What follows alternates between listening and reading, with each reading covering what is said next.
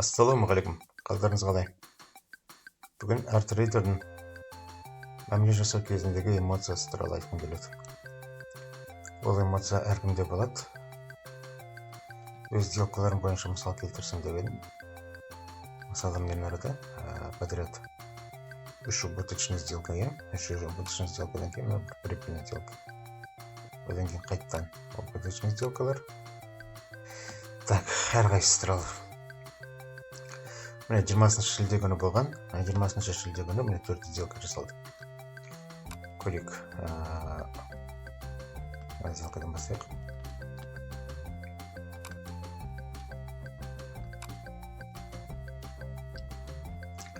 Міне мысалы, мына жерде, так, мен арада деньги бар.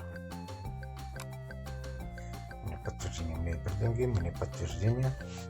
Енді баға осыған жақындап келіп жатты. Так, міне арада понижение ғой, төмен қарай түсіп келіп жатқан. Осы деңгейден разворот болады деген болжаммен позицияға кірген. Так, кіші таймфреймді ашсақ.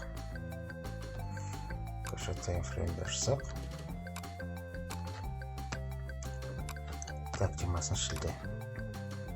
Метр. Міне кіші таймфреймді. Мысалы, мына жерде тағы қосымша бір не ашылды. Деньги пайда болды. Міне осы деңгейден мына бір деңгейге келіп, даже мынау деймін. Мынадай. Осы деңгейде бұзып барып, кері жабылып, деңгейден жоғары жабылғаннан кейін, осы жерден жоғары қарай позицияға ашқан болатын. Ложный пробой относительно мына деңгейге қарай. Енді осы жерде позицияға аштым, бірақ баға сонымен төмен қарай кетіп қалды. Стоппен жауып тастады. Бұл бір сделка, минусқа кетті. Екінші сделка. Тура осы жерде. Мына минусқа жабылды. Бұл жәнегі бір күндік таймфреймдегі деңгейге жетті. Міне бір күндік таймфреймдегі бағанаға жасалған деңгейден жеткеннен кейін осы жерден тағы да разворотқа позиция ашқан болады. Так, ол және қайтында болады. Міне осы жерден тағы да позицияға кірдік. Баға қайттан төмен кетті. Жоғары қарай барғандай болды. Плюста отырмын екен дедім. Бірақ баға осы жерден қайттан кері бұрылып кетті. Алдында сызған деңгейге жетіп, осы деңгейден разворот жасаған. Демек, осы деңгейде сатушылар әлі позицияда отыр. Мына деңгейден жоғары қарай бағаны жібермей қайды. Так, бұл да убыточный сделка болғаннан кейін міне үшінші сделкаға кірдік. Үшінші сделкада міне арадан тағы да минусқа жабылды. 2 убыточный сделкадан кейін негізі сауданы тоқтату керек. Бұл жерде міне баға бір күндік таймфреймді қарасақ. Баға мына жерге дейін жеткеннен кейін, міне даже мына деңгейді асқан.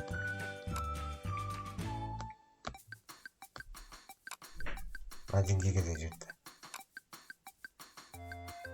Осы жерден осыған жеткен кезде енді позицияға тағы да кірдім.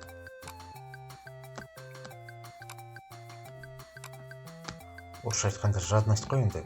3 сделка позиция, 3 подряд убыточный сделка болды, бірақ баға ең деңгейге жақындаған кезде тағы да позицияға кірген, тәуекел етіп осы 4-ші сделкаға кірген болатын.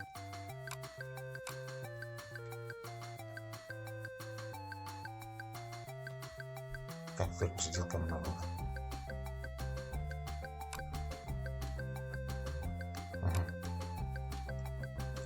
Ол міне мына жерден кірдім. Міне мына жерге дейін позицияны ұстау керек болған. Так, қазір 20-шы ерледі.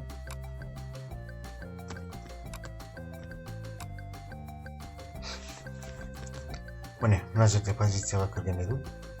Стоп-лосс көріп ұстады. Соңғы бардан төмен қарай. Осы жерден бар разворот кетті.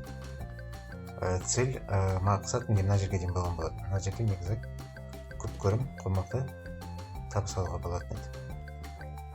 Қанша так нарыдай так тағы мынанша 3 рет сонда $150 прибыль қашуға болар еді. Бірақ мына жерге келгеннен кейін енді кішкентай фреймді бар болса кішкентай фрейм так июль 20-сы. Міне мына деңгейге жақындаған кезде осы жерде осы деңгейден жібермей қайтадан кері кетіп қала ма деген қорқыныш болды да, сосын позицияны осы жерде қолмен жаба бастаған болды. Негізі соңына дейін ұстағанда ұстау керек еді. Бұл жерде тағы осындай подряд убыточный сделкалардан кейін жаңағы не болады? Қорқыныш пайда болады. Тағы да минусқа кетіп қалмасам екен деген. Мысалы, мынада 29-30 54 так 30-54 60-70 қанша қалды? $72 еще плюс комиссиялар бар. $75-76 минусқа кеткен болатын. Содан хотя бы жартысын қайтарып алайын деген мақсатпен осы жерде қорқыныштан сделканы жапқан болатын. Негізі соңына дейін ұстайтын болсақ, онда негізі плюсқа $150 плюсқа шығуға болар еді. Бұл міне жаңағы эмоцияның қорқыныштың әсерінен пайда болатын сделкалар. Так, келесі күні, бұл 20-сы күні, мен келесі күні 21 күні тағы да позицияға кірдік. Бұл сделкалар мінедір. Короткий стоппен мына жерден кірген едім.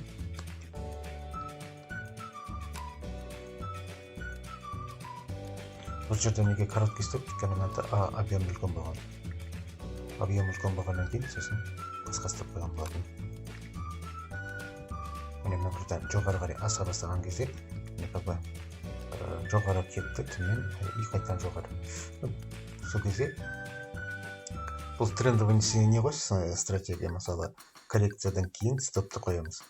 Мысалы мына бірдің төменгі қарай low 49 624 болса, мына бір 614. Мына бір неге спредке запас, спред бұда где-то 7-8 болады, кейде 10 болады. Соған запас беріп қойған болатын стопта. Осыдан жоғары қарай кетеді деген болжаммен. Бірақ бармады. Келесі сделка. Бармады. Осы жерде кері қарай, екінші позиция кері қарай ашылып тұр. Мысалы, мына жоғары қарай бай болса, сел болған. Бұның да стопы тым қысқа болып кетті. Бұның стопын жоғары қарай қойған кезде бәлкім алар едім сделканы. Міне take profit мына жерге келген кезде жабылар еді. Бұған да тағы жәнегі жадность дейді ғой, орысша айтқанда. Стопты біраз стоп-лосты былай қарап қойған кезде мынадан жоғары қарай 702 700-ден 720-ға сондайға қойып негізі позицияға болар еді. Так, бұны да жематылып қалдым, минусқа кетіп қалдым. Одан кейінгісі міне тағы бір сделка.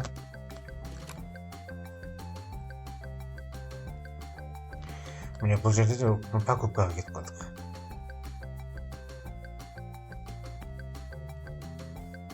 Не үшін олай аштым, что-то түсініксіз. Мына жерде. Стоп мынаған кеп, стоппен выбивать еткен кезде, осыдан все-таки жоғары қарай барады деген оймен, тағы да позиция ашып жүріппін жоғары қарай.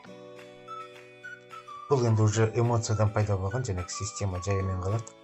Осындай убыточный сделкалар көп келеді кейде. Ойланбастан жасалған сделкалар. Ары қарай міне кеттік. Сонда міне 21 күні қанша сделка жасап тастадым? 1, 2. Так, 21 міне 1, 2, 3 убытка. Міне 4-ші. Енді бұны понижение салып өттім. Бағыт төмен түсе бастаған кезде. Бұл жерде стопын және тегенде болған ғана деңгейден жоғары төмен қарай. Бұл осы жерге деңгейге келгенде осы жерден бұрып кеткен. Так, одан кейінгісі. осы жерде жоғары қарай покупка қылып қойғам. Жоғары бара жатқаннан кейін мына позицияға кіргем, мынада кішкентай коррекциямен мені іліп алып кетті. Жақсы, одан кейінгісі тағы міне тағы покупкаға осы жерде позицияға кіргем, қайттан іліп алып кетті. Так, сосын мен соңғысы бұл да қолмен жабылған. Енді бұл маған неге прибыльға тек профитқа біраз ғана жетпей қалды. 453 мен жаптым 432 20 пункт жетпей тұрып жаба салдым. $140. Бұл уже жәнегі мен арадан жоғалтқан $8, $7, $22, 30, 15, 23 осының бәрін есесін қайтару үшін $140 болған кезде плюсқа присвоих болған кезде ссылканы жаба салған екен.